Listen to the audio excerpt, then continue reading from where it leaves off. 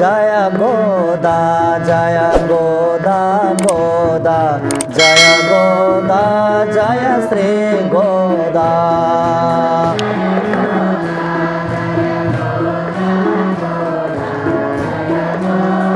सहना भवतु सहनौ भुनक्तु सह वीर्यङ्करवावहै तेजस्विनामधीतमस्तु मा विद्विषावहै। ओम शांति शांति शांति हरि ओम।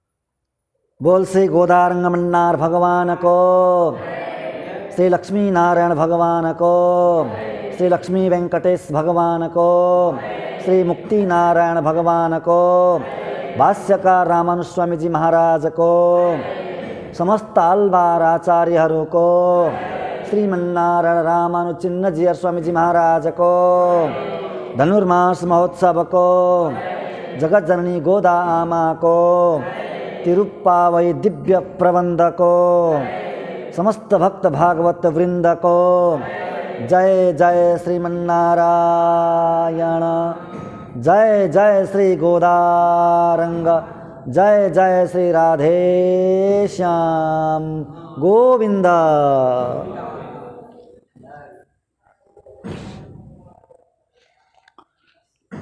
निखिल है अप्रत्यनिक परात्पर अकारण करुणा वरुणालय भक्तवांछा कल्पतरु परब्रह्म परमात्मा श्रीपति भगवान श्री लक्ष्मी नारायण श्री गोदारंग मन्नार का महती कृपा कटाक्ष द्वारा हामी सबै सदा झैं आज पनि यो भगवानको अत्यन्त दिव्य सान्निध्यमा यो भगवानकै जगमोहनमा विराजमान भएका छौं।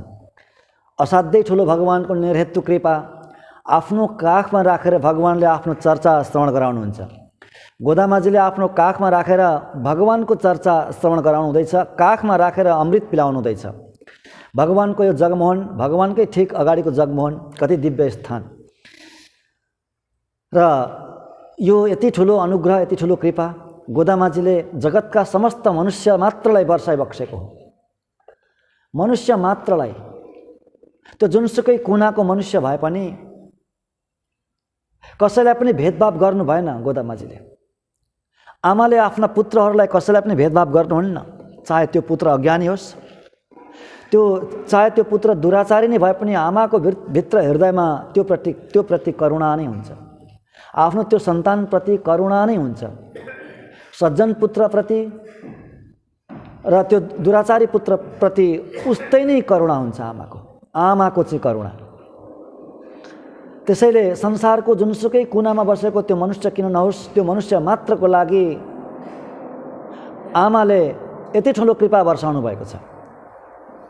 सबलाई आफ्नो सन्तानलाई आफ्नो काखमा लिन चाहनुहुन्छ आमाले। दोस्रो गाथामा सबलाई बोलाउनु भयत्तुवाड वीरगाल नामम नम्पा भैक्कु भनेर। पहिलो गाथामा ब्रजाङ्गनाहरूलाई बोलाउनु भयो, परन्तु दोस्रो गाथामा त्यो पहिलो गाथाको आह्वानले गोदामाजीको चित्त भरिएन, गोदामाजीको हृदय भरिएन। अनि के गर्नुभयो? समस्त पृथ्वीवासी, यो पृथ्वी यति मात्रै होइन, यो त एउटा जम्बू द्वीप हो। यो अहिलेको जत्रो पृथ्वी छ, यो ग्लोब, यो प्लानेट त केवल एउटा जम्बू द्वीप मात्रै हो। अरु 6वटा द्वीप छन्, कता छन् त्यो अहिलेको साइन्टिस्टहरूलाई कसैलाई थाहा पनि छैन। भूगर्भविदहरूलाई कसैलाई पनि थाहा हुँदैन, यो थाहा हुनै सक्दैन। शास्त्रले बताएको, शास्त्रलाई थाहा छ, भगवानलाई थाहा छ अरू द्वीपहरू कहाँ छन् भनेर। ती 7वटा द्वीपका समस्त मनुष्यहरूलाई आमाले बोलाउनु भएको हो, भयत्तुवाड वीरगाल भनेर। के को लागि बोलाउनु भयो?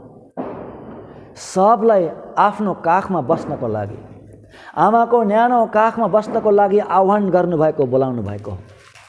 परन्तु यदि सन्तान नै आमाको विमुख भएर भाग्छ भने आमाले गर्ने के? केवल आमाले त्यो सन्तानप्रति चिन्ता प्रकट गर्ने मात्रै हो, रोदन गर्ने मात्रै हो। सधैँ रोदन गर्ने हो आमाले त्यो सन्तानप्रति, विमुख भएको सन्तानप्रति पनि हैन। बोलाउनु भयो त सबलाई, जो आमाका प्याराहरू आउन सक्नुभयो जगतमा, उहाँहरू सबै आमाको त्यो न्यानो काखमा बस्नुभएको छ, अत्यन्त सुरक्षित भएर। आमाको काख जति सुरक्षित अर्को केही हुनै सक्दैन, त्यति सुखको स्थान अर्को केही हुनै सक्दैन। त्यसैले हेर्नु, आमाको करुणा हामी सबैमाथि, करुणा रूपी त्यो वर्षा, आमाको करुणा रूपी वर्षा हामी सबैमाथि बर्सेको छ। आमाले आफ्नो करुणा रूपी वर्षाले सबलाई हामीलाई सिंचित गरिबक्सेको छ र सिंचित गरिरहनु हुनेछ। जबसम्म हामी यो धरतीमा रहन्छौँ, यो धराधाममा रहन्छौँ, तबसम्म सिंचित गर्नुहुनेछ। अनि आमाको त्यो शाश्वत त्यो काखमा गइसकेपछि त शाश्वत रूपले सिंचित गर्नु नै हुनेछ। त्यसैले यहाँ बसुन्जेलसम्म यो आमाको न्यानो काखको अनुभव हामी गरिरहेछौँ। यो शरीरमा रहन्जेलसम्म पनि र शरीर छुटेर गइसकेपछि अर्चिरादि मार्गबाट प्रवेश गरेर बिरजा तरेर पारिपट्टि गएर बस्न त फेरि आमाको काखमै त हो। भक्तवत्सल भगवानको त्यति करुणामयी आमा लक्ष्मीजी, जसले वैकुण्ठलाई छोडेर आउनुभयो हाम्रो लागि, वैकुण्ठको सुखलाई छोडेर आउनुभयो हाम्रो लागि, भगवानको नित्य संयोगलाई पनि छोडेर आउनुभयो केवल हाम्रो लागि, स्वतन्त्र भएर आउनुभयो, भगवानको परतन्त्रलाई पनि त्यागेर आउनुभयो। आमाको स्वरूप भनेको भगवानबाट स्वतन्त्र रहने हुँदै होइन, नित्य भगवानको परतन्त्र हुनुहुन्छ, आकारत्रय सम्पन्न हुनुहुन्छ, चेतनकै स्वरूप हो आमाको स्वरूप पनि। आत्माको जस्तो स्वरूप हो आमाको त्यस्तै स्वरूप हो। आकारत्रय सम्पन्न भगवानको नित्य शेष भगवानको परतन्त्र त्यस्तै हो। परन्तु त्यो परतन्त्रतालाई पनि छोडेर स्वतन्त्र बनेर आउनुभयो। भगवानसँग आज्ञा लिनुभयो, प्रभु म स्वतन्त्र भएर जान्छु। यद्यपि आमा जतै गए पनि स्वतन्त्रता हुनुहुन्न, भगवानको परतन्त्रै हुनुहुन्छ। भगवानसँग कहिल्यै वियोगता हुँदैन, कहिल्यै पनि वियोग हुँदैन। गोदामाजी यहाँ आउँदा पनि भगवान साथमै हुनुहुन्थ्यो, उहाँको श्री विग्रहमा भगवान साथमै हुनुहुन्थ्यो, उहाँकै श्री विग्रहमा हुनुहुन्थ्यो। आमाको शरीरमा भगवानको नित्य वास हुन्छ, भगवानको शरीरमा दिव्य मङ्गल विग्रहमा आमाको नित्य निवास हुन्छ। कहिल्यै पनि अलग हुनै सक्नुहुन्न, त्यो स्वरूपै छैन अलग हुने स्वरूप। फेरि पनि वैकुण्ठको त्यो नित्य सान्निध्यलाई छोडेर आउनुभयो। भगवान अवतार लिँदाखेरि आमा आउनुहुन्छ, भगवानलाई कहिले छोड्नुहुन्न। अवतार लिएर आउँदा पनि साथमै आउनुहुन्छ। राम भएर आउनुभयो, आमा सीता बनेर आउनुभयो, कृष्ण बनेर आउनुभयो, आमा राधा रुक्मिणी आदि बनेर आउनुभयो। परन्तु गोदामाजी एक्लै आउनुभयो, भगवानको साथमा होइन, एक्लै नै आउनुभयो। त्यसरी एक्लै आउनुभयो, त्यसरी स्वतन्त्र बनेर आउनुभयो आमा। गोदामा के को लागि? केवल हामीहरूकै लागि त हो नि, संसारका मनुष्य मात्रको लागि आउनुभयो। र उहाँले कविता गाउनुभयो, त्यसैले कवयित्री हुनुहुन्छ, पोइटेस। गोदामाजी पोइटेस, कवयित्री, कविता लेख्ने। कस्तो कविता? वैदिक कविता, भगवानको कविता, भगवानकी कवयित्री हुनुहुन्छ। भगवानका कवि को हुनुहुन्छ थाहा छ? कवि, भगवानका कवि को हुनुहुन्छ? भगवानका कवि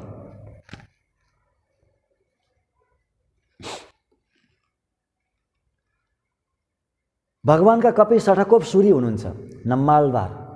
सठकोप सूरीलाई भगवानका कवि भनेर यसरी सम्बोधन गरिन्छ।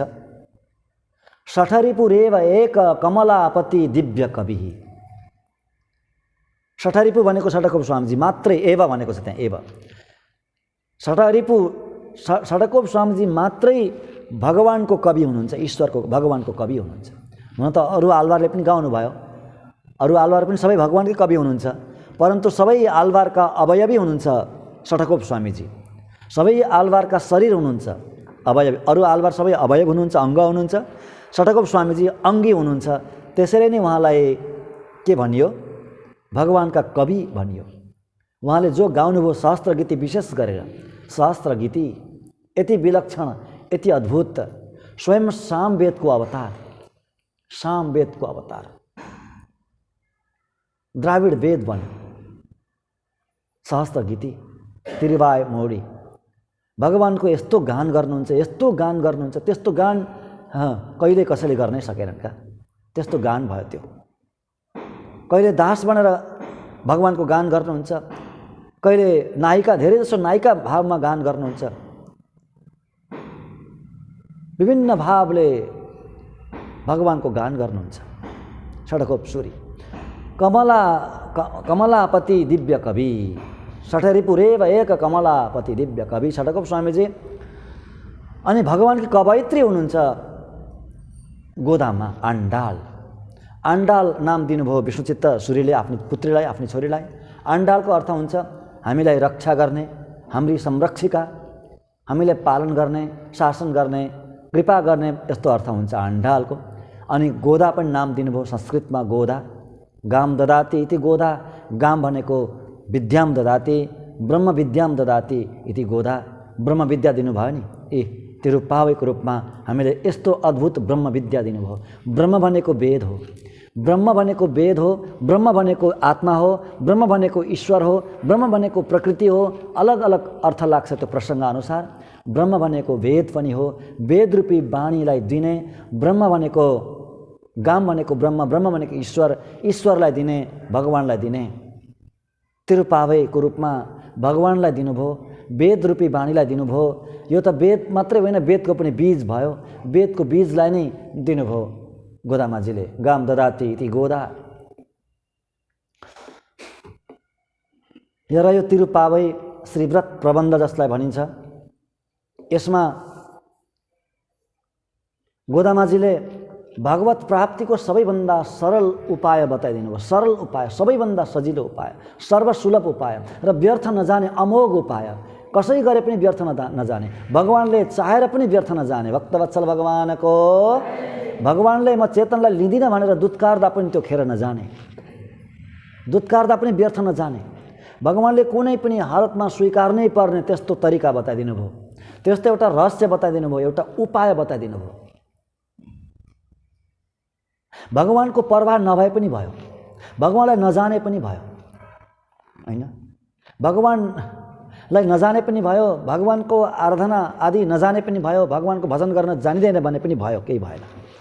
त्यस्तो उपाय छ एउटा, गोदामाजीले बताउनु भएको उपाय, तिरुपावैमा बताउनु भएको उपाय। त्यसैले तिरुपावै वेदको बीज भनेको हो। किन यति महत्त्वपूर्ण? चेतनको उद्धार त हो नि। आखिर चाहिएको, आखिर वेदको सम्पूर्ण शास्त्रको प्रयोजन के हो त भन्दा आत्माको उद्धार नै हो। बस भगवानको गान गर्ने, भगवानको गान गरेर आत्माको उद्धार गर्ने मात्रै हो समस्त शास्त्रको लक्ष्य भनेको, जुनसुकै शास्त्र भए पनि हैन। र त्यो चेतनको उद्धार गर्नलाई यति सरल यो शास्त्र बन्यो, गोदामाजीको त्यो हृदयबाट प्रकट भयो। अब त भगवानलाई नजाने पनि भयो, त्यति आपत्ति भएन। त्यस्तो उपाय बताइदिनु भयो। के उपाय भन्दा आचार्य, बस आचार्य भागवत, आचार्यको परतन्त्र, भागवतको परतन्त्र। रामानुज स्वामीजीले अन्तिम वाक्य त्यही भन्नुभयो नि। गोदामाजीको हृदयलाई पक्रेर, गोदामाजीको भावनालाई पक्रेर रामानुज स्वामीजीले त्यो अन्तिम उपदेश गरेर मुख बन्द गर्नुभएको थियो, फेरि बोल्नु भएको थिएन। तस्मात् नित्य अतन्द्रितम भव सदा, अतन्द्रितो भव सदा तेषां समाराधने भन्नुभयो। तेषां भनेको भक्तानां भागवतानां समाराधने नित्यम अतन्द्रितो भव। हे वैष्णवजन हो, नित्य निरन्तर आलस्य रहित भएर भागवतको सेवा गर्नु, भागवतको अभिमत भएर बस्नु। त्योभन्दा पहिल्यै धेरै कुरो बताउनु भएको थियो। सबैलाई उपदेश गर्नुभयो, के गरेर बस्ने जगतमा, संसारमा के गरेर बस्ने भन्दै जानुभयो रामानुज स्वामीजीले। सबैभन्दा पहिला के गर्ने? सक्नेले श्रीभाष्यको प्रचार गर्ने, श्रीभाष्य पढ्ने अनि प्रचार गर्ने। श्रीभाष्य भनेको ब्रह्मसूत्रको भाष्य हो, कमेन्टरी अफ ब्रह्मसूत्र। रामानुज स्वामीजीको ब्रह्मसूत्र सबैभन्दा प्रमाणिक त्यो भाष्य हो, सबैभन्दा प्रमाणिक भाष्य ब्रह्मसूत्र, ब्रह्मसूत्रको भाष्य, श्रीभाष्य। त्यो बनाउनु भयो। त्यो बनाएर सबलाई आज्ञा गर्नुहुन्छ, यदि सक्छौ भने हे वैष्णव हो, श्री वैष्णव हो, सक्छौ भने यो श्रीभाष्यको अध्ययन गर्नु र अध्ययन गरेर जगतमा प्रचार गर्नु हो। पहिलो। अर्को के बताउनु भयो? दिव्य सूर्यहरूका आल्वारहरूका प्रबन्धहरूको चिन्तन मनन गर्नु, गान गर्नु, चिन्तन गर्नु अति नै विलक्षण छ नि त दिव्य प्रबन्ध। त्यो पनि सक्दैनौँ भने नित्य निरन्तर यादवाद्री जस्तो दिव्य देशमा बस्नु। यादवाद्री भनेको मैलकोटा, मेलुकोटे, यति सुन्दर छ त्यो भूमि, कर्नाटकमा पर्छ। भगवान त्यहाँ सम्पत कुमार नामले त्यहाँ विराजमान हुनुहुन्छ।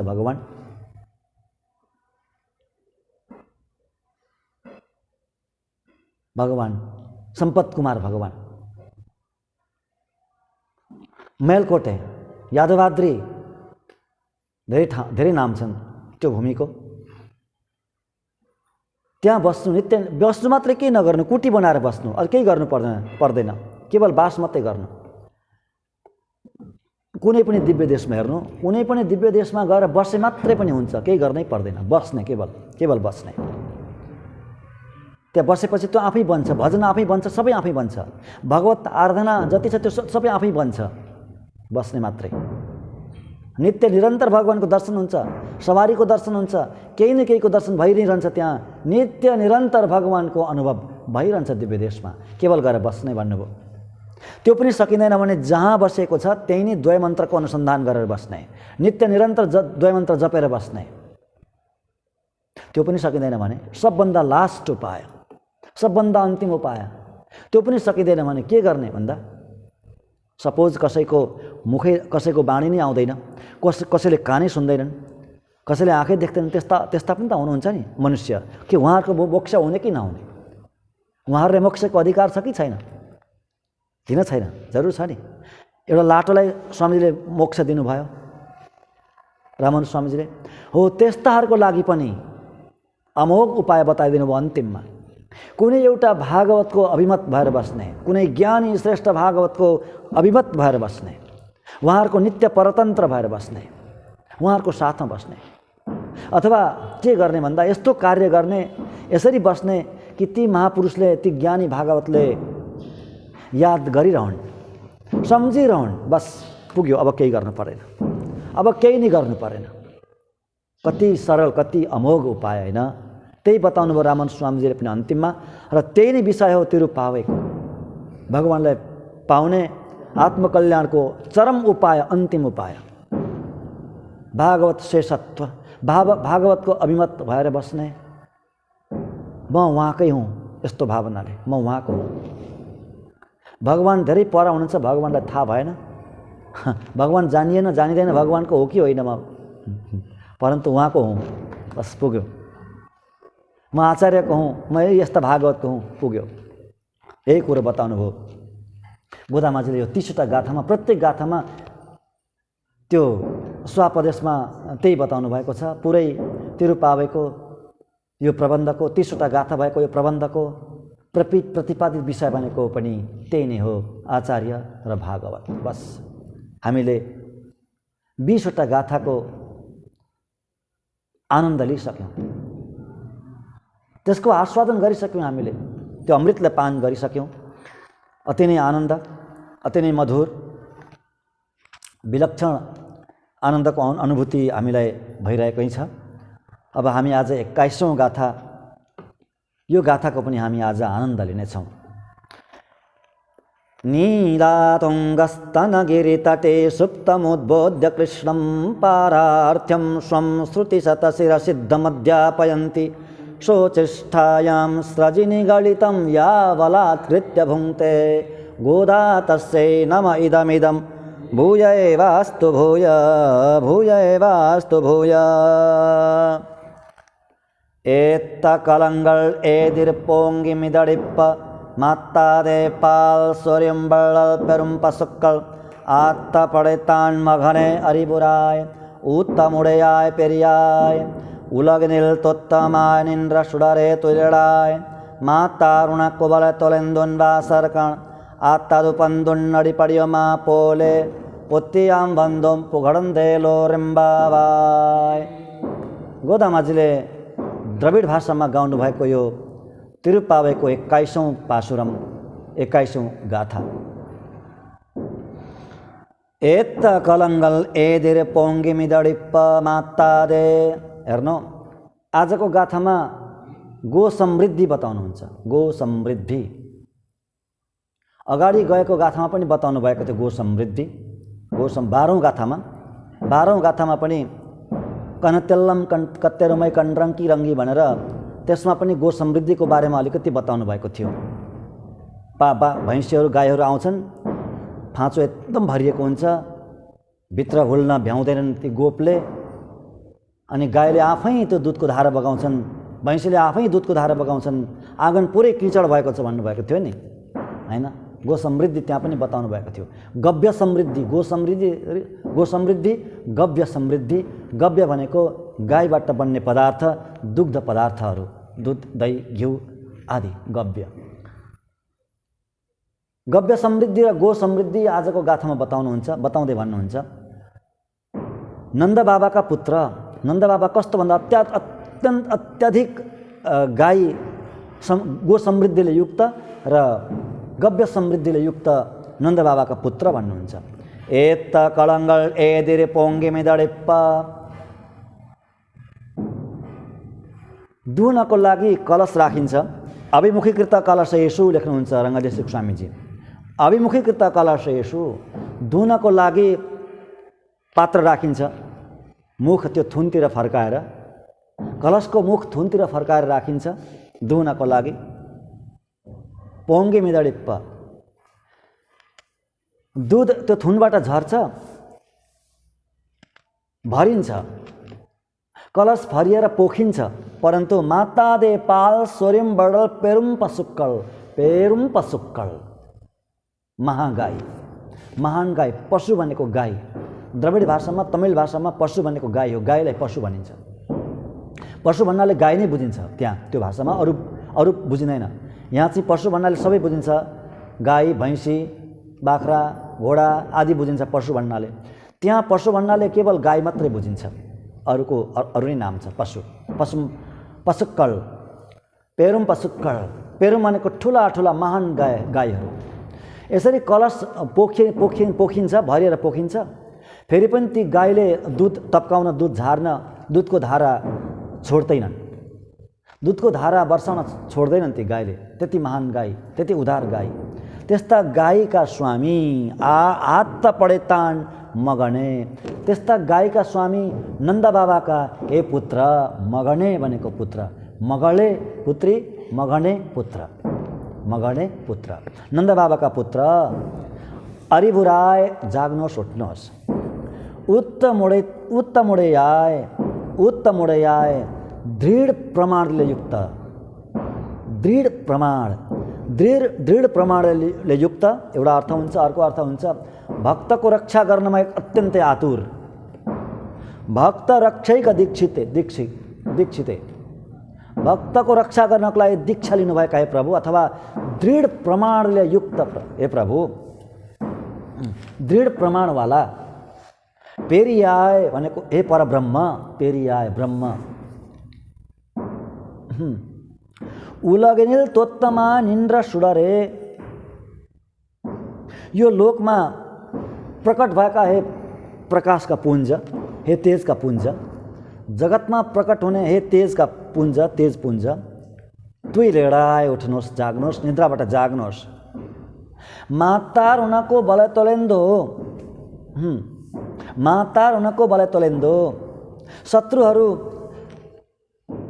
हजुरद्वारा आफ्नो पराक्रम नाश भएर, हजुरद्वारा आफ्नो पराक्रम नाश भएर ती शत्रुहरू के गर्छन् भन्दा उन बासरकण आत्तादो बन्दो उन्नडी पढियोमा पोले।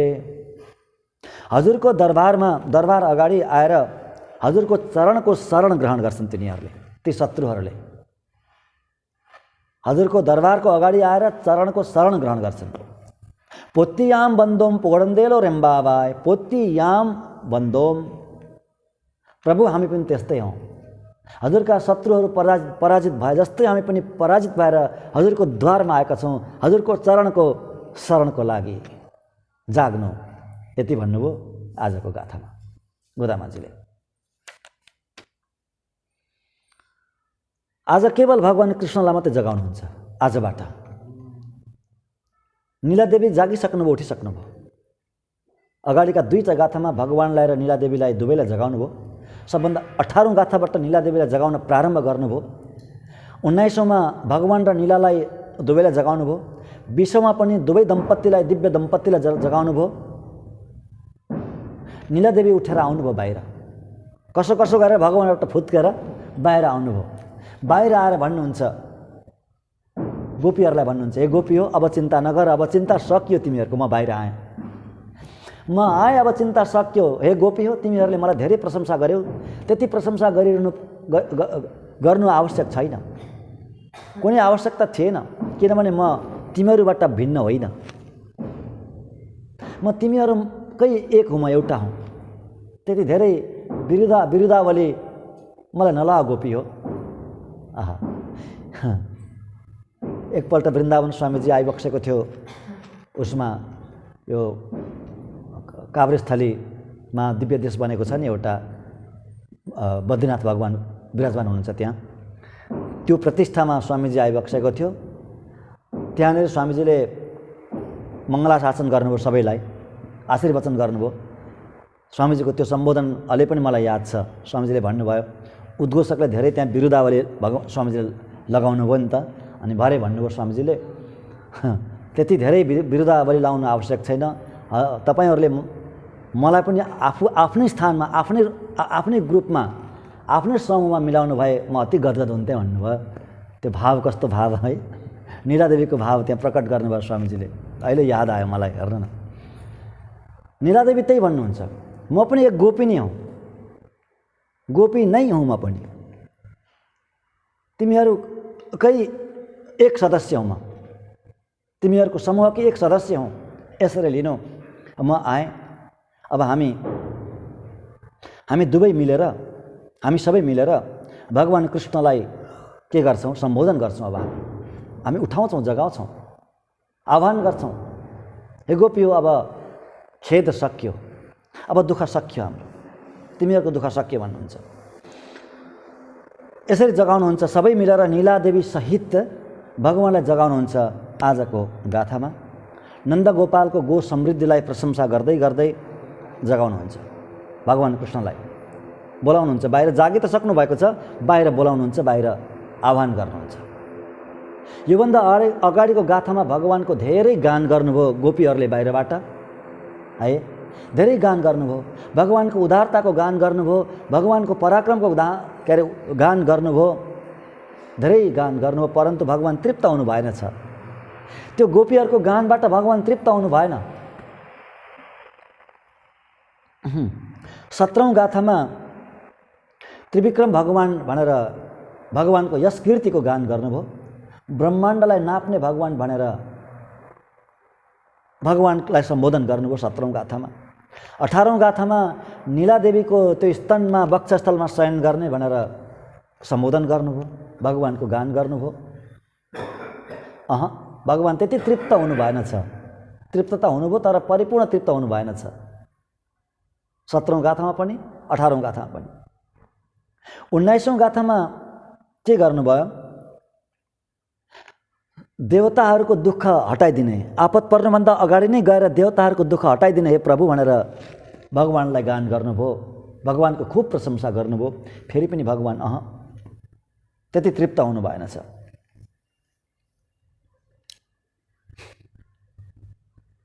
त्यो कीर्तनले भगवान प्रसन्न हुनु भएन, किनभने भगवानको स्वभाव कस्तो छ भने आफूलाई भक्तको माझमा पाउने, आफूलाई भक्तहरूको आफन्त मान्ने, आफन्त ठान्ने होइन। हामीले अस्ति चर्चा गऱ्यौँ, भक्तसँग सम्बन्ध जोड्न चाहनुहुन्छ भगवान पनि, भक्तको आफन्त बन्न चाहनुहुन्छ भगवान पनि, भक्तको सम्बन्धले भक्तको सम्बन्ध जोडिएको नाम श्रवण गर्न चाहनुहुन्छ भगवान पनि, दशरथ नन्दन बन्न चाहनुहुन्छ, यशोदा नन्दन बन्न चाहनुहुन्छ, नन्द नन्दन बन्न चाहनुहुन्छ भगवान पनि, त्यो नामले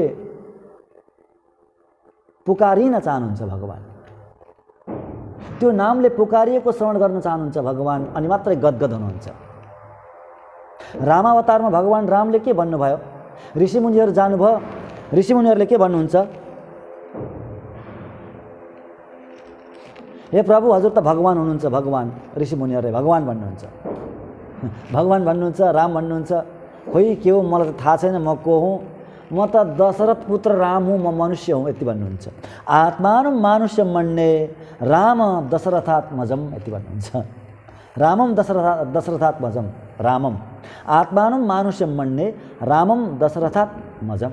म आफूलाई राम मान्छु, राम दशरथ पुत्र राम मनुष्य मान्छु म। खोइ अब हजुरलाई के लाग्छ त हजुरले जान्नु। भगवान कृष्ण पनि भन्नुहुन्छ विष्णु पुराणमा, अहम वो बान्धवो जातः, म त हजुरको बान्धव त बन्धु हुँ, बन्धु भएँ म। त्यसैले त्यही मर्मलाई गोपीहरूले बुझ्नुहुन्छ, गोपीहरूलाई राम्ररी बोध छ भगवानको त्यो स्वभाव, भगवानको त्यो प्रकृति। त्यसैले आज नन्द बाबाको गो समृद्धिको गव्य ऐश्वर्यको गान गर्दै उहाँको सम्बन्धले उहाँका पुत्र भनेर, नन्द बाबाका पुत्र भनेर बोलाउनु हुँदैछ। त्यो भगवानको सन्तोषको कारण हो। त्यसैले नन्द नन्दन भक्त परवश हुनुहुन्छ भगवान। त्यसैले गो समृद्धि, गव्य समृद्धि, गो समृद्धि र गव्य समृद्धि दुवै बताएर त्यस्तो प्रभाव, अतिशय प्रभाव, नन्द बाबाको प्रभावको प्रशंसा गर्नुहुन्छ हैन। ब्राह्मणको प्रशंसा केमा हुन्छ? ब्राह्मणको प्रशंसा ज्ञानमा हुन्छ, विद्यामा हुन्छ, वेद अध्ययनमा हुन्छ ब्राह्मणको प्रशंसा। क्षत्रियको प्रशंसा केमा हुन्छ? भुज बलमा हुन्छ, बाहुबलमा क्षत्रियको प्रशंसा हुन्छ। अनि त्यस्तै अब यी ग्वालबालहरू, यहाँहरू वैश्य हुनुहुन्छ, ग्वालबालहरूको प्रशंसा गो वृद्धि, गो समृद्धि र गव्य समृद्धिमा नै हुन्छ। त्यही गर्नुहुन्छ। के भन्नुहुन्छ? दुहुनाको लागि कलशहरू ल्याएर राख्नुहुन्छ र त्यो कलशमा दुहुन सुरु गर्नुहुन्छ, गाई दुहुन सुरु गर्नुहुन्छ। धेरै कलश भरिन्छन् परन्तु गाईको थुनबाट, त्यो थुनबाट, फाँचोबाट दुध आउन छोड्दैन। अविरल बर्सिरहन्छ दुग्धको धारा। छुनु मात्रै पर्छ, तान्नु पनि पर्दैन त्यो थुनलाई, त्यति दुध बर्सिन्छ। धेरै कलश भरिसके, पोखेर बाहिर जान्छ परन्तु दुध आउन छोड्दैन। दुध आएको आए हुन्छ, वर्षेको वर्षै हुन्छ। त्यस्तो गो समृद्धि र त्यस्तो गव्य समृद्धि। इतिहास पुराणमा पनि यस्तो प्रसङ्ग आउँछ ठाउँ ठाउँ। भगवानको अवतार भइसकेपछि ब्रजमा गो समृद्धि यति भयो, यति भयो, गव्य समृद्धि यति भयो। नन्द उत्सवका दिन के भएछ? नन्द उत्सवका दिन नन्द बाबाको पुरै ब्रज के भएछ? क्षीरसागर बनेछ। ब्रज नै क्षीरसागर जस्तो देखिन्थ्यो। दुधै दुध, जताततै दुधै दुध। त्यो दुधको अभिषेक गरेर एकअर्कालाई त्यो छापेर, दही छापेर, माखन घिउ छापेर, दुध छापेर पुरै क्षीरसागर जस्तो बनेको थियो अरे पुरै ब्रज वृन्दावन। त्यति गो वृद्धि भयो, त्यति गव्यको अभिवृद्धि भयो भगवानको अवतार भएपछि ब्रजमा। स्वयं लक्ष्मीजी आएर क्रीडा गर्न लाग्नुभयो ब्रजमा।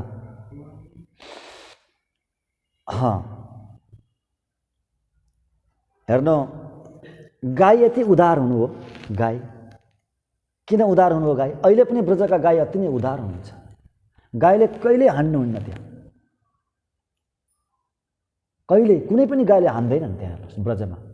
त्यति उदार गाई छन्, त्यति साधु गाई छन् त्यहाँ। त्यस्ता गाई किन बने भन्दा भगवानको सङ्गले।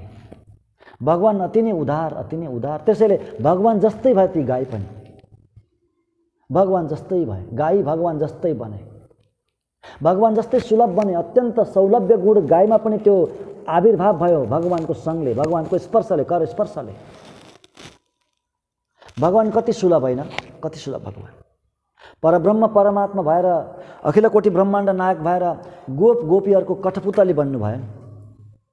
ती बालकले नचाउँदा नाच्ने भन्नुभयो, गोपीले नचाउँदा नाच्नुहुन्थ्यो। त्यस्ता ग्वाल बाललाई गले लगाउनुहुन्थ्यो, उहाँको जुठो खानुहुन्थ्यो। कति सुलभ हुनुभयो भगवान। बस गाई पनि बाल गोपाल जस्तै बन्नुभएछ। साना साना बालक गएर गाईको त्यो थुन समातेर तान्थे, मुख लगाउँथे, गाईले केही गर्दैनथे। गाईले चाट्थे, ती बालकलाई गाईले चाट्थे, आफ्नो बाछो जस्तो ठानेर चाट्थे। त्यति प्रेम गर्थे ती गाईले, भगवान जस्तै अति नै सुलभ ती गाई पनि। त्यसैले गो समृद्धि यति धेरै बढ्यो। हे नन्दनन्दन, हजुर जाग्नु, हे नन्दनन्दन हजुर उठ्नु, जाग्नु भनेर यसरी नन्द बाबाको नाम लिएर, नन्द गोपालको नाम लिएर सम्बोधन गर्नुहुन्छ। यसमा एउटा के छ भने एउटा रहस्य, हे नन्द बाबाका पुत्र जाग्नु, हामी हजुरलाई जगाउँदैछौँ, यहाँ आएर प्रार्थना गर्दैछौँ प्रभु। किनभने हजुर यहाँ हाम्रो लागि आउनुभएको, अरू कसैको लागि होइन, हाम्रो लागि आउनुभएको।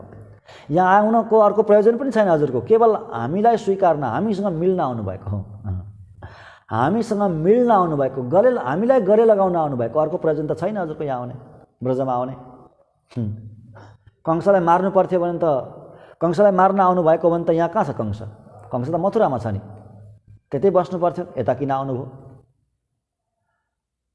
अरू कार्य गर्न आउनुभएको थिएन, अन्त जान सक्नुहुन्थ्यो हजुर, ब्रजमै किन आउनुभयो? ब्रजमा हामी गाई र हाम्रो लागि आउनुभएको, बस गाई र गोपको लागि नै आउनुभएको हजुर। हजुर वैकुण्ठ छोड्नुभयो, वैकुण्ठ छोडेर सबभन्दा पहिला कहाँ आउनुभयो? क्षीरसागरमा आउनुभयो। यहाँ आउनको लागि हजुरले सिधै आउनु भएन, धेरै परिश्रम गरेर यहाँ आउनुभएको छ हामीलाई भेट्नको लागि, धेरै परिश्रम गर्नुभयो। पहिला वैकुण्ठ छोड्नुभयो, वैकुण्ठ छोडेर क्षीरसागरमा शयन गर्नुभयो, त्यहाँ आराम गर्नुभयो, सोच्नुभयो कसरी जाने भनेर। त्यहाँबाट मथुरा आउनुभयो, यहाँ गतो मथुरापुरीम, मथुरामा आउनुभयो, अनि मथुरामा आएर अनि मथुराबाट यहाँ आउनुभयो,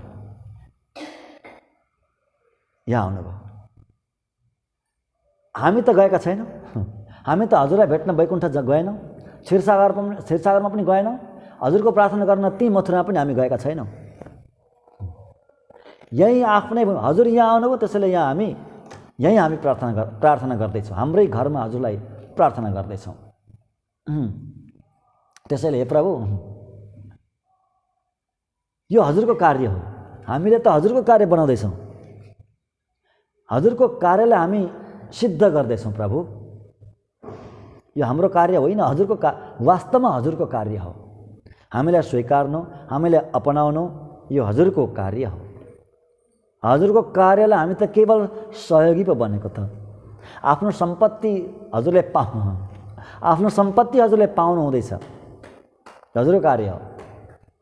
वास्तवमै हेर्नु, चेतनले भगवानलाई पाएर चेतन खुसी हुन्छ कि चेतन सुखी हुन्छ कि भगवान सुखी हुनुहुन्छ चेतनलाई पाएर? यो विषयमा धेरै चर्चा गर्नुभएको छ नि पूर्वाचार्यहरूले। भगवानलाई अधिक आनन्द हुन्छ कि चेतनलाई आनन्द हुन्छ? वास्तवमा आनन्द भगवानलाई नै हुन्छ। चेतनलाई पाएर भगवानलाई नै आनन्द हुन्छ। भगवानको अगाडि त्यो चेतनको कुनै आनन्दै छैन, चेतनको आफ्नो आनन्द छैन, आफ्नो सुख, आफ्नो प्राइभेट सुख भन्ने चेतनको केही पनि छैन। चेतन भनेको, आत्मा भनेको आनन्दको राशि नै हो, सुखको राशि नै हो, आनन्दमय छ, ज्ञानमय छ। परन्तु उसको आनन्द त्यो आफ्नो प्राइभेट होइन, भगवानको आनन्द हो। त्यो भगवानको पार्ट एन्ड पार्सल हो नि त आत्मा, भगवानको अंश हो आत्मा।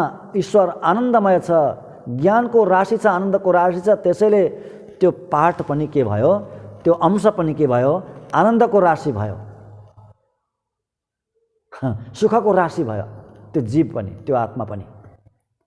त्यसैले त्यो आनन्द परमात्माको आनन्द हो र चेतनलाई पाएर परमात्मा नै आनन्दित हुनुहुन्छ, भगवान नै आनन्दित हुनुहुन्छ, भगवानलाई नै आनन्द मिल्छ। चेतनको आनन्द चाहिँ के हो त भन्दा हो, त्यो भगवानको आनन्दलाई देखेर यो चेतन परमानन्द हुन्छ। भक्तवत्सल भगवानको चेतन परमानन्दित हुन्छ त्यो देखेर, भगवानको आनन्दलाई देखेर। त्यसैले हे प्रभु, हामीलाई पाएर हजुर नै अत्यन्तै आनन्दित हुनुहुन्छ। हजुरको कार्य हामी गर्दैछौँ। तात्पर्य यो हो गोपीहरूको। उत्तमुडै आए, अर्को सम्बोधन गर्नुहुन्छ, उत्तमुडै आए, दोस्रो सम्बोधन, भगवानको सम्बोधन। उत्तमुडै आए, अत्यन्तै दृढ प्रमाणले युक्त। दुईटा अर्थ हुन्छन् उत्तमुडै आए भनेको, दृढ प्रमाणले युक्त एउटा अर्थ हुन्छ, अर्को अर्थ भक्तको रक्षा गर्नलाई अत्यन्तै तत्पर। भक्तको रक्षा गर्नलाई त भगवान यति सावधान हुनुहुन्छ, यति अलर्ट हुनुहुन्छ, अरू कार्यमा त्यति अलर्ट हुनुहुन्न भगवान। सारा जगतको सारा व्यापार छोडेर सृष्टि स्थिति प्रलय जस्तो कार्यलाई पनि छोडिदिएर पहिला रक्षालाई चेतनको रक्षालाई प्राथमिकता दिनुहुन्छ भगवानले। त्यस्तो व्रत गर्नुभएको छ भगवानले। कङ्कण बाँध्नु भएको छ हातमा। गोदामाजीले पनि आमाले पनि हातमा कङ्कण बाँध्नु भएको छ हातमा। कसम खानुभएको छ मादिसा किञ्चन त्राण बद्ध कङ्कण पाणय विष्णुचित्त तनुजायै गोदायै नित्य मङ्गलम। त्यसको अर्थ के हो? मादिस म जस्तो अकिञ्चनलाई रक्षा गर्नको लागि हातमा कङ्कण बाँध्नु भएको छ आमाले। कङ्कण बाँध्नु भनेको के हो? त्यो दीक्षा लिनु हो हैन। कुनै पनि अनुष्ठान गर्दाखेरि जजमानलाई पनि बाँधिन्छ हातमा र ती पण्डितलाई पनि हातमा डोर बाँधिन्छ नि हैन। त्यो अनुष्ठानभरि कहाँ हिँड्न पाइँदैन। अब त्यो दीक्षा लिएर बसियो, अनुष्ठानको दीक्षा लिएर बसियो, कहाँ हिँड्न पाइँदैन। अब हो आमाले पनि र भगवानले पनि दुवैले दम्पतिले नै कङ्कण बाँध्नु भएको छ हातमा। कतै फुत्किन पाउनुहुन्न त्यो कार्यबाट। कुन कार्य? चेतनको रक्षा गर्ने कार्य, भक्तको रक्षा गर्ने कार्य। भूत प्रात रक्षैक दीक्षिते। भूत भनेको प्राणीहरूको समूहलाई रक्षा गर्ने दीक्षा लिनुभएको छ भगवानले। गोदामाजीले पनि अथवा लक्ष्मीजीले पनि बद्ध कङ्कण पाणय कङ्कण बाँध्नु भएको छ। एउटा अर्थ त्यो हुन्छ आश्रित रक्षण बद्ध दीक्षत्व। एउटा अर्थ हुन्छ उत्तमोडै आएको। अर्को अर्थ हुन्छ दृढ प्रमाण सिद्धत्व। दृढ प्रमाणले युक्त। दृढ प्रमाण भनेको हजुर नै परब्रह्म परमात्मा हुनुहुन्छ भन्ने दृढ प्रमाण छ, बलियो प्रमाण छ शास्त्रमा। वेद सबै प्रमाण हो, सारा शास्त्र प्रमाण हो। बडे आचार्य आउनुभयो, त्यही प्रमाणित गरेर जानुभयो। नारायणलाई परब्रह्म सिद्ध गरेर जानुभयो। सबभन्दा पहिला कसले सिद्ध गर्यो? शङ्कराचार्य, भगवत्पाद शङ्कराचार्यले सबभन्दा पहिला सिद्ध गर्नुभयो जगतमा नारायण नै परब्रह्म हो भनेर आफ्नो भाष्यमा, उहाँको भाष्यमा। मत आफ्नो ठाउँमा छ। मत भनेको आफ्नो ठाउँमा छ, सिद्धान्त आफ्नो ठाउँमा हुन्छ। त्यो सिद्धान्त त्यतिखेर त्यही उपयुक्त थियो। हेर्नु, त्यो अद्वैत सिद्धान्त त्यतिखेर त्यही उपयुक्त थियो। त्यतिखेर विशिष्टाद्वैत बोलेर हुँदैन थियो। त्यतिखेर अरू कुनै बोलेर रामन स्वामीजीले बोलेको भाषा त्यतिखेर शङ्कराचार्यले बोल्नु भएको थियो भने कुनै पनि काम बन्दैन थियो। वैदिक सनातन धर्म त्यो फेरि जागृत हुँदैन थियो, हुनै सक्दैन थियो। नास्तिकले खाइसकेका थिए पुरा पृथ्वीलाई। त्यसैले त्यही आवश्यक थियो, त्यतिखेर त्यही गर्नुभयो। परन्तु के गर्नुभयो? नारायण भगवानलाई नै परब्रह्म परमात्मा सिद्ध गरेर जानुभयो, जुन वास्तविक कुरा हो, जुन वास्तविक वेदको मर्म हो। त्यस्ता दृढ प्रमाणले युक्त सर्वे वेदा यत्पदमामनन्ति वेदैश्च सर्वैरहमेव वेद्यम आदि कति हो कति यस्ता प्रमाण छन्। वेदान्त वेद्य भनेको छ भगवानले। वेदान्तद्वारा जानिन्छ भगवानलाई। वेद वेद्य भनिन्छ, वेदद्वारा जानिन्छ भगवानलाई। त्यसैले दृढ प्रमाणले युक्त भगवान एउटा अर्थ हुन्छ उत्तमोडयाय। अर्को हुन्छ आश्रित रक्षण दीक्षित्व। भगवान आफ्ना आश्रितको रक्षा गर्नको लागि परिपूर्ण दीक्षित हुनुहुन्छ, दीक्षा लिनुभएको छ। एकपल्ट आमाले सीताले परीक्षा गर्नुभएछ भगवान रामको। राक्षसलाई समाप्त गर्ने कसम खानुभयो रामले। ऋषिमुनिहरूको अगाडि नै ऋषिमुनिहरू जानुभयो रक्षाको अपेक्षा गर्दै, हे प्रभु रक्षा गर्नु, हामीलाई राक्षसहरूले सबै मार्छन्, खान्छन्, बस्न दिँदैनन् यो जङ्गलमा। हजुरको हामी आराधना गरेर बस्छौँ, तपस्या गरेर बस्छौँ, रक्षा गर्नु हाम्रो। जहाँ गए पनि हजुर हाम्रै राजा हुनुहुन्छ, हजुर नै हाम्रा राजा हुनुहुन्छ भन्नुहुन्छ। अत्यन्त विवल भएर भगवान रामले त्यहाँ कसम खानुहुन्छ, संसारका सबै राक्षसलाई यो पृथ्वीलाई म राक्षसविहीन गरिदिन्छु, सब राक्षस समाप्त गरिदिन्छु भनेर कसम खानुहुन्छ। एकान्तमा सीता आमाले फटकार्नुहुन्छ भगवानलाई। के गर्नुभएको तपाईँले? के कसम खाएको थियो ऋषिमुनिहरूको अगाडि? राक्षससँग यहाँ बैर मोल्न आएका हामी, राक्षससँग शत्रुता गर्न आएका हामी यहाँ चुपचाप आफ्नो यो वनवासको समय सक्ने र फर्किने, यहाँ लडाइँ झगडा गर्ने के आवश्यक छ भनेर आमाले सीता आमाले भगवानलाई निकै भन्नुहुन्छ। त्यतिखेर भगवानले के भन्नुहुन्छ त्यहाँ? सीता, म तिमीलाई छोडिदिन सक्छु, लक्ष्मणलाई छोडिदिन सक्छु, परन्तु आफ्ना भक्तको अगाडि खाएको कसमलाई म कदापि पनि छोड्न सक्दिनँ। भक्तवत्सल भगवानको अप्येहम जीवित जह्याम त्वां वा सीते सलक्ष्मण न हि प्रतिज्ञां संसृत्य ब्राह्मणेभ्यो विशेषतः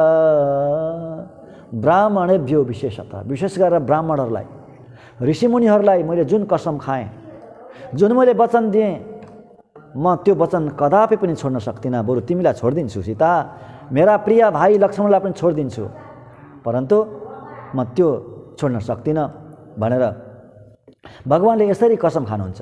न त्यजेयम कथम चन, म छोड्नै सक्दिनँ, म त्याग्नै सक्दिनँ भन्नुहुन्छ भगवान।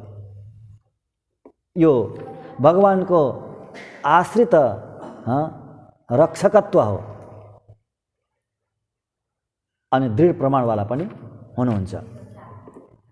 अर्को सम्बन्ध हुन्छ पेरियाय परब्रह्म परमात्मा। पेरियाय भनेको परब्रह्म परमात्मा, परब्रह्म, पेरियाय भनेको ब्रह्म परब्रह्म।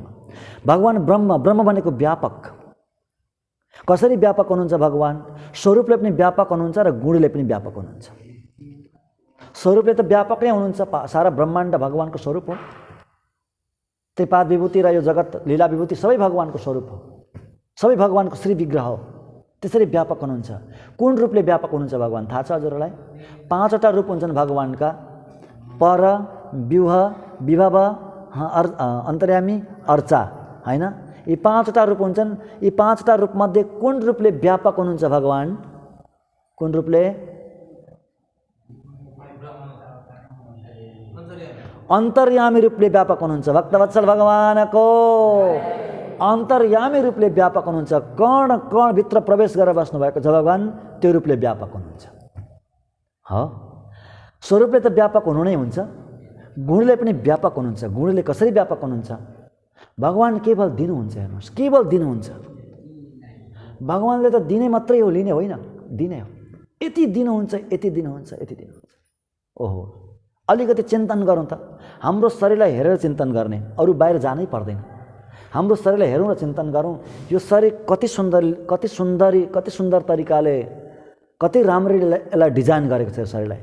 भन्नु त, कति राम्ररी, बाफरे, कति राम्ररी डिजाइन गरेको छ।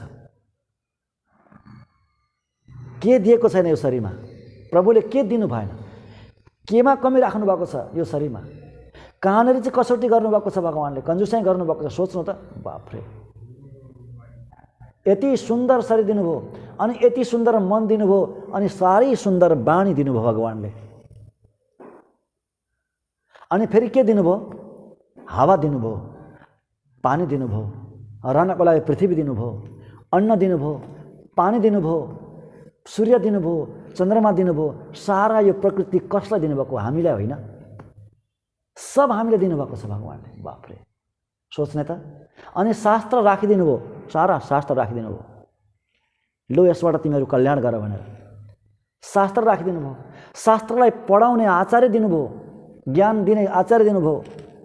त्यति मात्रै नभएर बेला बेलामा आफै आउनुहुन्छ अवतार लिएर। कति गर्नुभएको छ, कति गर्नुभएको छ भगवानले। त्यति गुण, भगवानको गुण कस्तो छ? दिएर फेरि कहिले भगवान तृप्त हुनुहुन्न। भगवानको पेट भरिँदैन दिएर। पुनः किम करवाणी पुनरपि किम करवै, फेरि म के गरौँ, फेरि म के गरौँ, अब के दिउँ, अझै के दिउँ, मैले केही दिन सकिनँ, केही दिन सकिनँ। भगवानको गुण हेर्नु त। लङ्का, विभीषणले के गरेको थियो भगवानको लागि? केही गरेको थियो? विभीषणले केही गरेकै थिएन। भगवानलाई कुनै त्यस्तो गुण लगाएको छैन, काहीँ पनि प्रसङ्ग आउँदैन कथामा। केवल आएर लम्पसार मात्रै पर्नुभयो, बस त्यति नै हो।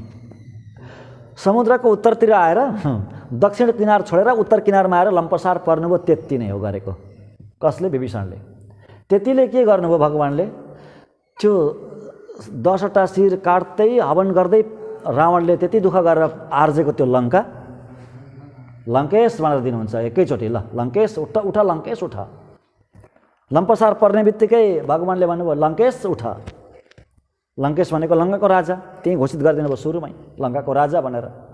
त्यत्रो सम्पत्ति दिनुभयो, अनि त्यो दिएर भगवान्लाई यस्तो लागेछ कि कस्तो सङ्कोच मारेर दिनुभयो, मैले केही दिन सकिनँ, यति नै दिनु यी विभीषणलाई।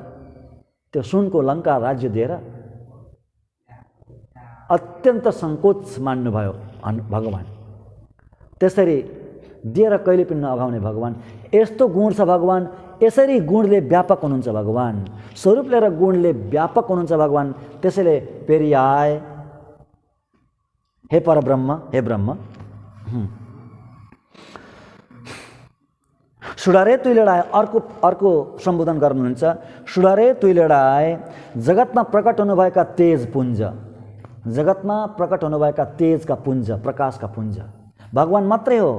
जगतमा जन्म लिएर प्रकाशित हुने, जगतमा जन्म लिएर जगतमा आएर प्रकाशित हुने, तेजिलो हुने भनेको त भगवान् मात्रै हो। जीवात्मा त जति जन्मे उति मलिन हुन्छ, उति मलिन हुन्छ, उति दिन उति दुखी हुँदै जान्छ चेतन त। आत्माले जति जति शरीर धारण गर्छ उति उति मलिन हुँदै जान्छ, उति उति फोहोरी हुँदै जान्छ जगतमा। परन्तु प्रभु भगवान् जति जति अवतार लिएर आउनुहुन्छ, जति जति जन्म लिएर आउनुहुन्छ उति उति तेजिलो बन्नुहुन्छ। वैकुण्ठमा बसेर कुनै तेजिलो हुनुहुन्न भगवान्, त्यहाँ भगवानको तेज प्रकाशित हुँदैन, यहाँ आएर नै भगवान् तेजिलो हुनुहुन्छ। एउटा मन्त्र छ वेदान्तमा, त्यो मन्त्र अति नै दिव्य मन्त्र हो। स उ श्रेयान भवति जायमान भन्ने एउटा मन्त्र छ। हेर्नु, वेदान्तको मन्त्र, उपनिषदको मन्त्र हो, वेदको मन्त्र हो। स उ श्रेयान भवति जायमान, स भनेको परमात्मा, त्यहाँ एउटा उ भन्ने छ। हेर्नु है, उ भन्ने एउटा अक्षर छ, त्यो अक्षरको विशेष अर्थ हुन्छ उ भनेको नै हो। के अरे नै, नै भन्ने एउटा निपात हुन्छ नि, निपात। संस्कृतमा हि, नेपालीमा नै, म नै, उ नै, त्यो नै हैन। स उ श्रेयान भवति जायमान, स उ श्रेयान भवति जायमान। स भनेको भगवान् परमात्मा, उ भनेको नै, श्रेयान भवति भनेको श्रेष्ठ हुन्छ, जायमान जन्म लिँदा। यसको अर्थ यो वेदान्तको यो मन्त्रको अर्थ, ऊ नै, ऊ भनेको परमात्मा नै श्रेष्ठ हुन्छ जन्म लिँदा, परमात्मा नै जन्म लिँदा श्रेष्ठ हुन्छ। त्यो ऊ भन्ने छ नि, त्यो उलाई जहाँ राखे पनि हुन्छ। हेर्नुहोस्, ऊ भनेको नै भन्ने होइन, सुन्नु है, त्यो नैलाई जहाँ राखे पनि हुन्छ, यताउता सार्दा त्यो एउटै अर्थ हुन्छ। भगवान्लाई नै त्यो विशेष अर्थ दिन्छ त्यसले, भगवान्लाई नै, भगवान् नै जन्म लिँदाखेरि श्रेष्ठ हुनुहुन्छ भन्ने अर्थ दिन्छ। जस्तो स उ श्रेयान भवति जायमान, ऊ नै, प्रभु नै, भगवान् नै जन्मिँदा श्रेष्ठ हुन्छ, एउटा अर्थ भयो। त्यसलाई अलिक पछाडि राखिदिने भने स जायमान एव श्रेयान भवति, जायमान एव पछाडि राखिदिने भने ऊ भनेको एव हो, एव नै भन्ने अर्थ। त्यो उलाई पछाडि राखिदिने भने, श्रेयानदेखि पछाडि राखिदिने भने, हेर्नु है, स श्रेयान ऊ भवति जायमान, ऊ जन्मिँदा नै श्रेष्ठ हुन्छ भन्ने अर्थ भयो। नै श्रेष्ठ नै हुन्छ, जन्मिँदाखेरि श्रेष्ठ नै हुन्छ, ऊ नै श्रेष्ठ हुन्छ, ऊ श्रेष्ठ नै हुन्छ, मलिन हुँदैन। ऊ नै श्रेष्ठ हुन्छ, अरू जीवात्मा हुँदैन। त्यस्तै स श्रेयान भवति ऊ जायमान, अलिक पछाडि लगिदिउँ, के भयो, भवति ऊ हुन्छ नै, नहुने भन्ने सवालै हुँदैन, श्रेष्ठ हुन्छ नै। जायमान भन्दा पनि अब अलिक पछाडि लगिदिउँ त त्यो उलाई, स श्रेयान भवति जायमान, ऊ श्रेष्ठ हुन्छ जन्मिँदा नै, नजन्मिँदा हुँदैन। वैकुण्ठमा बसेर श्रेष्ठ हुँदैन, यहाँ जन्मिँदा नै श्रेष्ठ हुन्छ ईश्वर। त्यसैले सुडारे तुइलेडाए भनेको प्रकट हुनुभएका तेजपुञ्ज, यहाँ प्रकट भइसकेपछि, जगतमा आइसकेपछि अत्यन्त तेजिलो हुनुहुन्छ। प्रभु उठ्नु, उठेर बाहिर आउनु, खबरदार, यहाँ के भन्नुहुँदैछ, अलिकति सावधान गर्नुहुन्छ। हे प्रभु खबरदार, अब अहिले अझै केही बेर सुत्नुभयो भने तपाईँको प्रकाशमा हानि आउला है, फेरि प्रकाशमा हानि आउँछ, प्रकाशै नै हुनुहोला, फेरि उठिहाल्नु छिटो।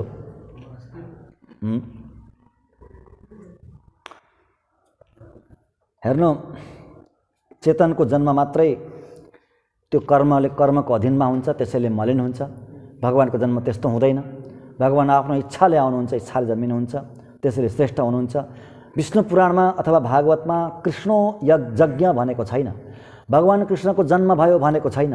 विष्णु पुराणमा के भनेको छ? आविर्भूतम महात्मना भनेको छ। आविर्भूतम महात्मना, महात्मा भगवानको आविर्भाव भयो, अवतार भयो, प्रकट हुनुभयो भनेको छ। ततोखिल जगत पद्मा बोधायाच्युत भानुना देवकी पूर्व सन्ध्याया माविर्भूतम महात्मना। देवकी पूर्व सन्ध्यायाम, देवकी रूपी पूर्व क्षितिजबाट अच्युत रूपी भानुको उदय भयो। भानु भनेको सूर्य, अच्युत रूपी सूर्यको उदय भयो भन्नुहुन्छ। त्यसैले तेज पुञ्ज हैन, संसारमा प्रकट भएका तेजका पुञ्ज के भन्नुहुन्छ। अब अगाडि यी गोपीहरूले आफूले त्यहाँ आउनु किन आएका गोपीहरू बाहिर किन आएका अथवा भगवानको त्यो सन्निधिमा किन आएका, त्यसको लागि एउटा दृष्टान्त बताउनुहुन्छ, आउनको कारण बताउनुहुन्छ, कसरी आएका। जसरी हे प्रभु, जसरी हजुरका शत्रुहरू आफ्नो पराक्रम क्षीण भइसकेपछि, आफ्नो अभिमान क्षीण भइसकेपछि, अहङ्कार क्षीण भइसकेपछि हजुरको द्वारमा आएर हजुरको शरणको अपेक्षा गर्छन्, हजुरको शरणको आशा गर्छन्, शरणको आशा गर्छन्, त्यसरी नै हे प्रभु हामी पनि हजुरको शरणमा आएका। ती राक्षसहरू भगवानको शत्रु भनेको भागवतका विरोधी दैत्यहरू नै हुन्छन्, राक्षसहरू नै हुन्छन्। ती असुरहरू त पुरुषहरू थिए त, पुरुषहरूमा त अभिमान हुन्छ नै। हामी त यी गोपीहरूमा के अभिमान थियो त? कस्तो अभिमान यिनीहरूले, कसरी हारे यिनीहरूले? भगवानको पराक्रमदेखि यिनीहरू कसरी हारे? अभिमान कसरी चुरचुर भयो भन्दा हो पुरुष थिए, तिनीहरू पुरुषको अभिमान थियो भने हाम्रो झन् साह्रो ठुलो अभिमान छ, नारीको अभिमान। पुरुषको अभिमानको अगाडि नारीको अभिमान, स्त्री अभिमान झन् खतरनाक। भक्तवत्सल भगवानको हैन, त्यो नारीपनको, नारीमा हुने नारीत्वको अभिमानलाई हामीले त्यागेर आएका छौँ। नारीपनको अभिमानलाई हामीले त्यागेर आएका छौँ। कस्तो हुन्छ नारीको अभिमान भन्दा? के बताउनुहुन्छ भने यहाँ पुरुषले नै आउनुपर्छ, पुरुषले नै आएर हामीलाई स्वीकार्नुपर्छ, हामी जाँदैनौँ। नायकले नै आउनुपर्छ, दुःख गर्नुपर्छ, नायिकालाई प्राप्त गर्नको लागि नायकले नै परिश्रम गर्नुपर्छ। त्यो अभिमान हामीले त्यागेर हामी स्वयं नै हजुर समक्ष, हजुरको द्वारमा हामी आएका छौँ। यस्तो अभिमान त्यागेर हामी हजुरको सान्निध्यमा हामी यसरी आएका छौँ भनेर यसरी नैत्यानुसन्धान पनि गर्नुहुन्छ र एउटा प्रक्रिया हो यो प्रक्रिया बताउनुहुन्छ। यो थियो के आजको अति नै सुन्दर, अति नै दिव्य यो अन्यापदेश, अति नै मधुर। अब हामी अलिकति स्वापदेश श्रवण गर्छौँ। श्री गोदा श्री रङ्गनाथ हरे जय, श्री गोदा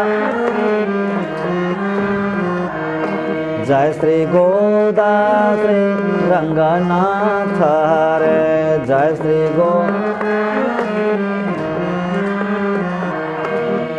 जय जय वेङ्कटनाथ हरे जय जय वेङ्कटनाथ हरे जय। रामानुजयति राज हरे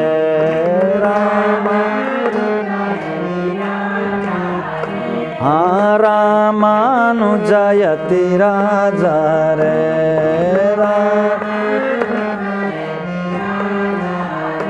जय, श्री गोदा श्री रङ्गनाथ हरे जय, श्री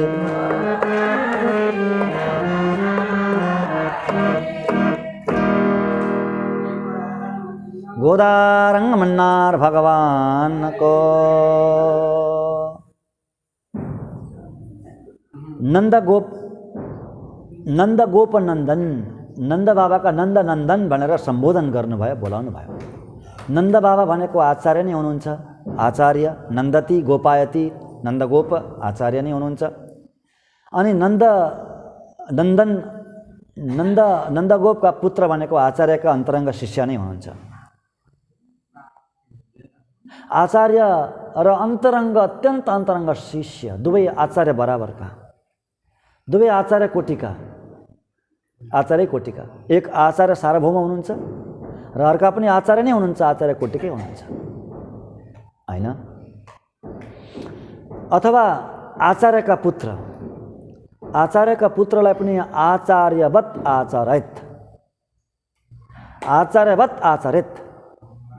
आचार्य पुत्रलाई आचार्य समान आचरण गर्नु भनेको छ, आचार्य समान हेर्नु भनेको छ आचार्यका पुत्रलाई। सूत्रकारले त्यस्तो भन्नुहुन्छ। त्यसैले आचार्यका पुत्र पनि हुन सक्नुहुन्छ यहाँ, हैन? त्यो योग्य नै हो, त्यो उचित नै हो। अब आचार्यको प्रभाव बताउनुहुन्छ यहाँ। आचार्यको प्रभाव कस्तो प्रभाव छ आचार्यको? अत्यन्तै गाईको समृद्धि, गो समृद्धिले युक्त, गव्य समृद्धिले युक्त आचार्य हुनुहुन्छ। अब गाई भनेका पनि आचार्यहरू नै हुनुहुन्छ। हेर्नुहोस्, गाई भनेको पनि आचार्य नै हुनुहुन्छ, ज्ञानी नै हुनुहुन्छ। आचार्य सार्वभौमसँग अरू धेरै आचार्यहरू साथमा रहनुहुन्छ क्या? अरू धेरै आचार्यहरू साथमा रहनुहुन्छ, साथमा हिँड्नुहुन्छ।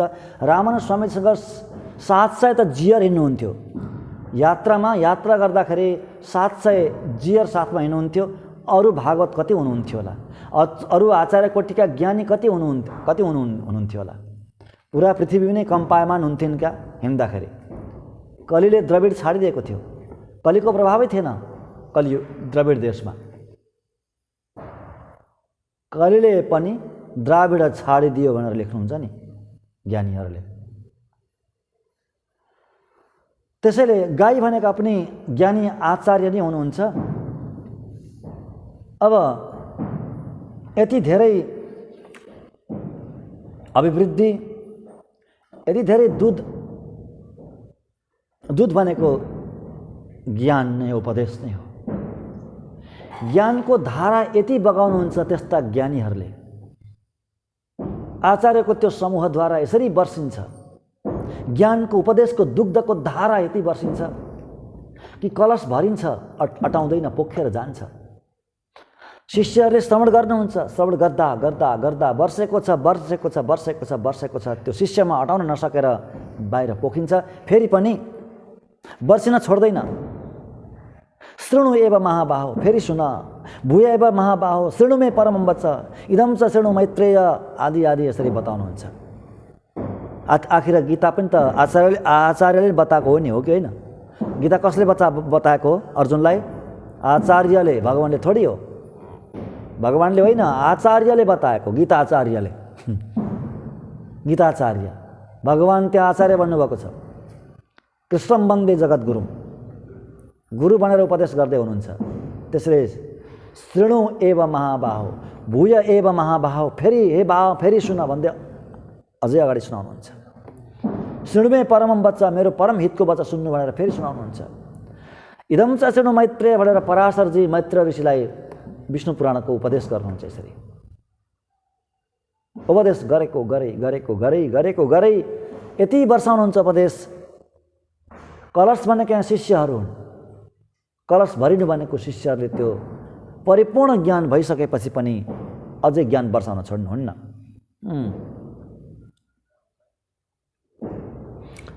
अत्यन्त प्रसन्न भएर भन्नुभएको छ, प्रसन्न भएर ती गाईले दुध दिन्छन्, उदार गाईले दुध दिन्छन्। गाईहरू त्यति उदार छन्। उदार भनेको आचार्य यति उदार। कृपा मात्र प्रसन्न आचार्य रामानुज स्वामी जस्ता आचार्य। कृपाले नै प्रसन्न हुने, आफ्नो कृपाले नै प्रसन्न भएर के गर्ने? उपदेशको धारा वर्षाउने, ज्ञानको धारा वर्षाउने। अत्यन्त प्रशंसाका पात्र हुनुहुन्छ त्यस्ता गुरुवर। दृढ प्रमाणले सिद्ध भनेको उत्तम ओडैया भन्नुभयो नि। दृढ प्रमाणले सिद्ध र भक्तलाई रक्षा गर्नलाई अत्यन्त आतुर भगवान। दृढ प्रमाणले सिद्ध हुनुहुन्छ आचार्य पनि। आचार्यलाई शास्त्रले प्रमाणित गरेको छ। कसरी? आचार्यवान पुरुषो वेद भनेर। अनि पापिष्ट छत्रबन्धुश्च पुण्डरीकश्च पुण्यकृत आचार्यवत्तया मुक्तौ तस्मात् आचार्यवान भवेत्। यदि कोही आचार्यवान छ भने, आचार्यको शरणमा गएको छ भने त्यो पापीभन्दा पापीको पनि मोक्ष हुन्छ, त्यसले मुक्ति पाउँछ। अत्यन्त पुण्यात्माले पनि मुक्ति पाउँछ। अत्यन्त पुण्यात्माको जुन गति हुन्छ, अत्यन्त पापात्माको पनि त्यही नै गति हुन्छ। आचार्यको सन्निधिमा गएर आचार्यको शरण परेपछि, त्यसैले आचार्यवान भवेत्, त्यसैले आचार्यवान हुनु भनेर शास्त्रले यसरी आज्ञा गरेको छ। परब्रह्म पेरियाए, परब्रह्म पनि आचार्य नै हुनुहुन्छ। किन? परब्रह्म परमात्मालाई नित्य निरन्तर आफ्नो हृदयमा विराजमान गराउनुहुन्छ आचार्यले, अखण्ड आफ्नो हृदयमा विराजमान गराउनुहुन्छ आचार्यले। त्यसैले आचार्य पनि त्यस्तो परब्रह्मलाई हृदयमा राख्ने आचार्य पनि परब्रह्म नै हुनुहुन्छ। जगतमा प्रकट हुनुभएका तेज भन्नुभएको छ नि, जगतमा प्रकट हुनुभएका तेज भनेको आचार्य नै हुनुहुन्छ। यो अज्ञानी संसारमा आउनुहुन्छ आचार्य र यहाँ अत्यन्त प्रकाशित हुनुहुन्छ। उहाँको ज्ञान प्रकाशित हुन्छ, उहाँ ज्ञानले प्रकाशित हुनुहुन्छ हैन? बताएकै छ नि त, तस्मै नमो बकुलभूषण भास्कराय, तस्मै नमो बकुलभूषण भास्कराय। षठकोप स्वामीजीलाई भास्कर भन्नुभयो। भास्कर भनेको सूर्य, तेजकै पुञ्ज त हो नि। कलयामि कलिध्वंसम, कलयामि कलिध्वंसम कविम लोक दिवाकरम, यो परकाल सूर्यलाई भन्नुभएको। लोक दिवाकरम, दिवाकर भनेको सूर्य,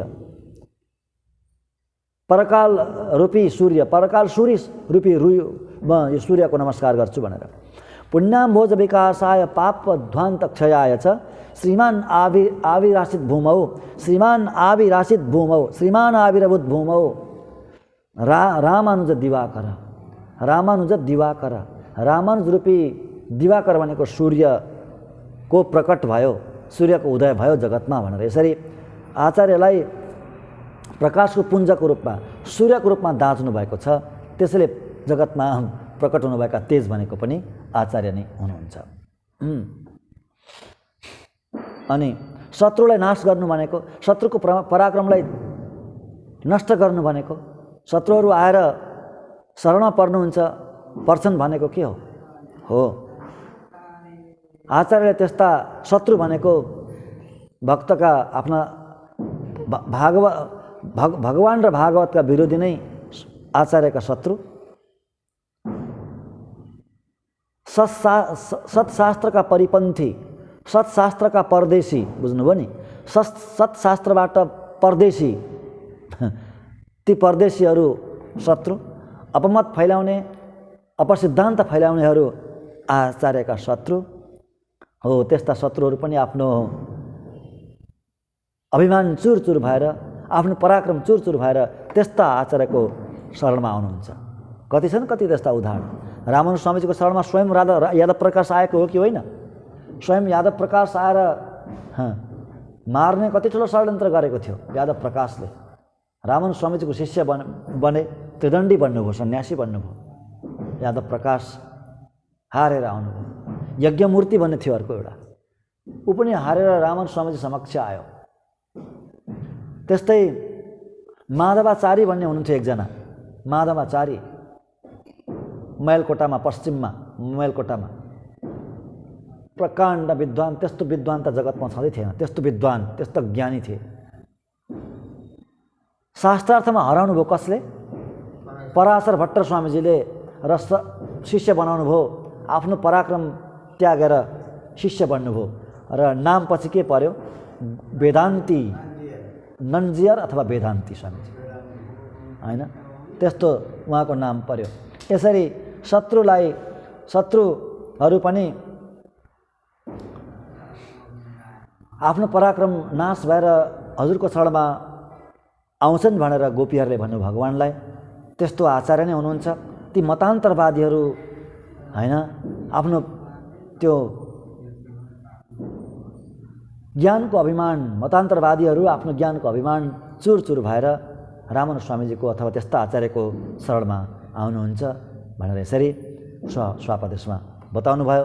र हामीले आजको यो गाथा, यो 21औं गाथाको अन्यापदेश र स्वापदेश गरेर यसको आनन्दलाई पनि हामीले लुट्यौँ।